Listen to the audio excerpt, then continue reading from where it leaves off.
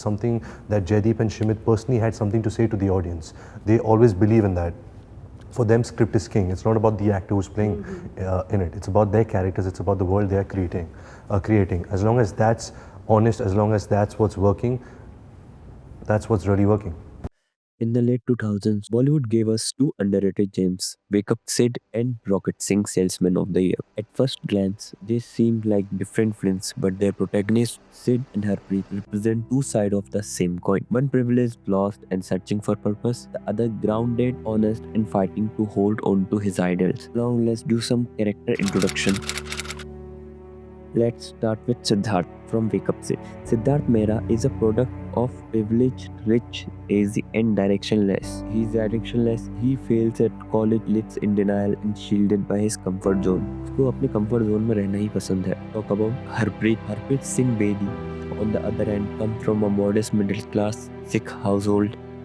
He believes in hard work, honesty, and dreams of being a good salesman, not rich, just respected. मतलब simple है कि हरप्रीत को बस respect चाहिए, वो कुछ भी काम के लिए तैयार है. उसको पता है कि वो पढ़ाई में अच्छा नहीं है, लेकिन वो कुछ भी कर लेगा. His job interview scene tells about him. His awkward yet hopeful face on his first day in office, trying to introduce himself to uninterested co-workers. Where Sid has everything but no purpose, Harpreet has nothing but clarity. Sid stumbles upon passion. Harpreet builds a path with integrity. Both go through a transformations. Both challenge the system around them. Sid clicking his first emotional photo at a beach. Was Harpreet writing name of the client for rocket sales. Sid yelling at his fathers and leaving home versus Harpreet confronting Sunil Puri about unfair treatment. Sid walking alone in the rain after being scolded by Aisha versus Harpreet silently weeping in the office restroom after being humiliated.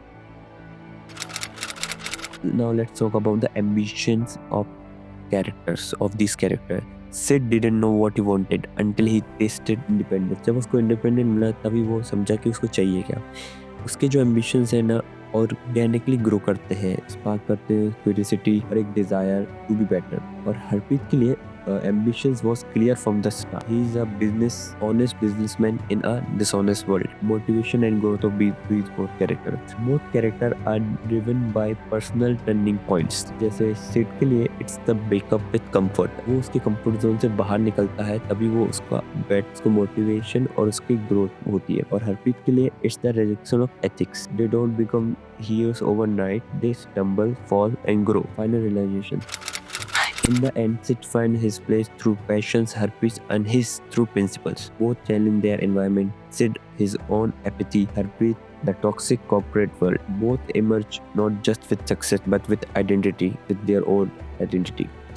Wake Up Sid is about growing up, Rocket Sid is about standing tall.